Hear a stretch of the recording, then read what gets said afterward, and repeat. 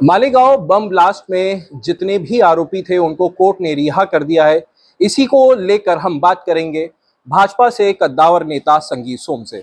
संगीत जी, मालेगांव में bomb blast हुआ था, उस पर कई तरीके की बातें निकल के आई थी और उस तत्कालीन सरकार ने कुछ लोगों को आरोपी जो बनाए गए थे, बने हुए थे वहां पर, उनको लेकर भी तमाम बातें कही थी। इसको लेकर आपका क्या कहना है? देखिए, मालेगांव बम ब्लास्ट में आपने देखा होगा कि कांग्रेस की सरकार ने ये एक देश में स्थापित करने की कोशिश की थी। एक नया उन्होंने नाम दिया था हिंदू आतंकवाद। जबकि वास्तविकता यह है कि दुनिया में कहीं चले जाइए, हिंदू आतंकवादी कभी हो ही नहीं सकता। और ये इस फैसले ने साबित भी कर दिया कि हिंदू कभी आतंकवादी नहीं हो सकता। आतंकवाद दुनिया को पता है, देश को पता है। मेरी कांग्रेस और समाजवादी पार्टी की समझ में या इन लोगों की समझ में आज तक नहीं आया कि आतंकवाद का क्या, कौन है और कौन आतंकवादी है। देखिए, मैं डंके की चोट पे कह रहा हूं, देश में और दुनिया में आतंकवाद का धर्म भी है और जाति भी है, और वो एक ही है, और वो केवल मुसलमान है। उनके अलावा कोई आतंकवादी देश और दुनिया में नहीं है। अरे श्रीमती जी, कुछ तो सस्ता लो, बचत करो। नहीं श्रीमान जी, सब बढ़िया लो, रहने दीजिए। इसमें क्या खास बात है? थोड़े में ज्यादा स्वाद, यही तो है इसकी खास बात। वाह मामा, क्या स्वाद है। अरे मेरे राजा, लेकिन उनको अब कोर्ट ने रिहा कर दिया, फिर भी कुछ ऐसे विपक्ष के लोग हैं जो कह रहे हैं कि फैसला गलत हुआ है। अब अगर कोर्ट के फैसले को भी कोई चैलेंज कर रहे हैं और गलत कर रहे हैं, तो उनकी मानसिकता का इसी से पता लग सकता है कि क्या उनकी मानसिकता है। वो केवल और केवल तुष्टीकरण के चलते इतने बर्बाद हो चुके हैं और इतने खत्म हो चुके हैं कि वो केवल और केवल हिंदू को बदनाम करने के लिए, हिंदुओं को बदनाम करने के लिए इस तरीके की अनर्गल बातें कर रहे हैं। हिंदू आतंकवाद जो ये शब्द था, ये अभी भी फिर चर्चाओं में आया है, जब आरोपियों जितने भी थे उनको बरी कर दिया गया है। इसको लेकर आपका क्या कहना है?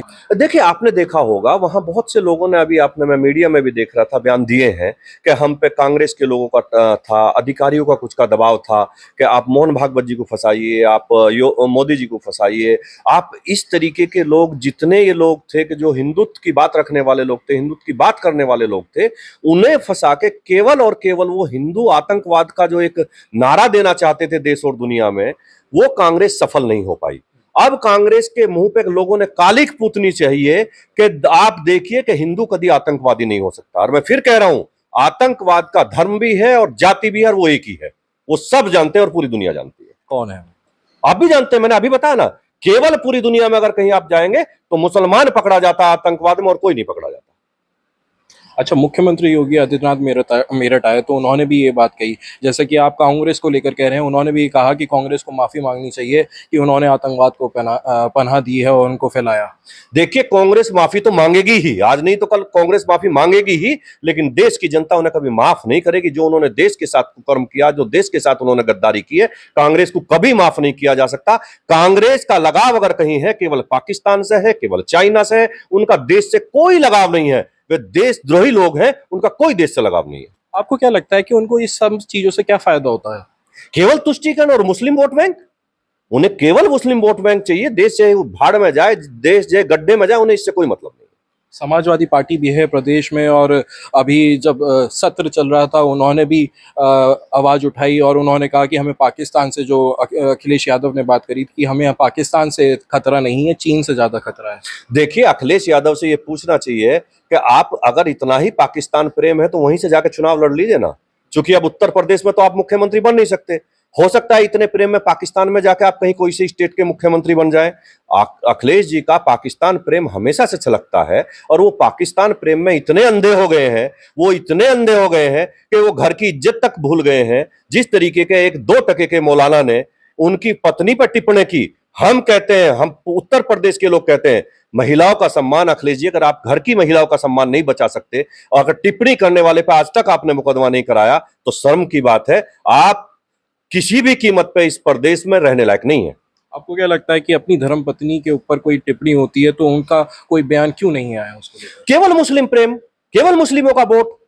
उन्हें कोई मतलब इस बात से नहीं है कि घर की बहू की इज्जत खराब हो रही है, घर की बेटी की इज्जत खराब हो रही है। उन्हें कोई मतलब नहीं इस बात से। देखिए, हम फिर कह रहे हैं, डिंपल यादव जी पे की गई टिप्पणी एक शर्मनाक टिप्पणी थी, और उस टिप्पणी के लिए उन मुकदमा होना चाहिए और ऐसे मौलाना को जेल भेजना चाहिए। तो आपको क्या लगता है कि परिवार से ज्यादा वो सत्ता की मतलब वो करते हैं, पैरवी करते हैं, सत्ता उनको चाहिए? मुझे क्या लगता है, ये आपको नहीं लगता? आपने नहीं देखा उनकी पत्नी पे ये टिप्पणी हुई? वो महिला है, वो हमारी बहन बेटी हैं, अब इसी प्रदेश की हैं, और उन पे इस तरीके की अभद्र टिप्पणी हुई तो क्यों मुकदमा नहीं होना चाहिए? 100% मुकदमा होना चाहिए उस पर। लेकिन अखिलेश यादव तो पीडीए की पाठशाला चला रहे हैं जगह जगह, जिसमें पी और डी और ए मतलब अल्पसंख्यक है।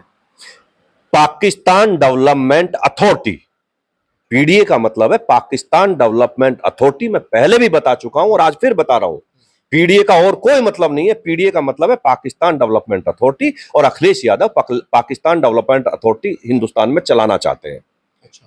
लेकिन वो पाठशालाएं जो चल रही हैं उसको लेकर आप क्या कहेंगे? और कुछ नहीं, सब आतंकवाद का देखना, इन पाठशालाओं में आतंकवाद का पाठ पढ़ाया जाएगा, देश कैसे स्थिर किया जाए इसका पाठ पढ़ाया जाएगा। अच्छा, मुख्यमंत्री यहाँ पे आए, बहुत चर्चित यहाँ पे एक बाजार था, वो सोतीगंज बाजार, जिसमें कहा जाता था कि कुछ ही सेकंडों में गाड़ियां कट जाती थी और वो अलग अलग जगह चली जाया करती थी। तो उन्होंने कहा कि यहाँ के आकाए भी अब सोतीगंज बाजार की तरह सोते चले गए हैं, जो चोर बाजार था वो। देखिए, आपने भी देखा होगा सोतीगंज, हम पूरा प्रदेश सोतीगंज के चक्कर में इतना बदनाम था कि देश में कहीं गाड़ी चोरी हो और वो सोतीगंज में काटी जाती थी। और हमने वो समय देखा है, अखिलेश यादव जी जो पीडीए की बात करते हैं, हमने उनका वो समय देखा है कि अगर वहां पुलिस ने छापा मारा और पुलिस का खुद एसपी एक आईपीएस अधिकारी को बंधक बना लिया गया, रिक्वेस्ट करके अधिकारियों ने छुड़वाया, आज कहां है सोतीगंज? उनके आका ध्वस्त कर दिए गए हैं, खत्म कर दिए गए हैं, और जो लखनऊ बैठे हुए आका थे वो खुद जाके सो गए हैं। वो जानते हैं कि उत्तर प्रदेश में भारतीय जनता पार्टी की सरकार है, अब तुम्हारा ये सब नहीं चलने वाला है। ये आका कौन है?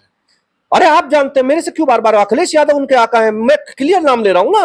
अखिलेश यादव उन सोतीगंज वालों के ये आका थे, तो इसमें कौन सी बात है? मैं तो खुलेआम कह रहा हूं इस बात को। और अब जब ये मार्केट बंद हो गया है तो फिर से एक बार जिक्र आया है।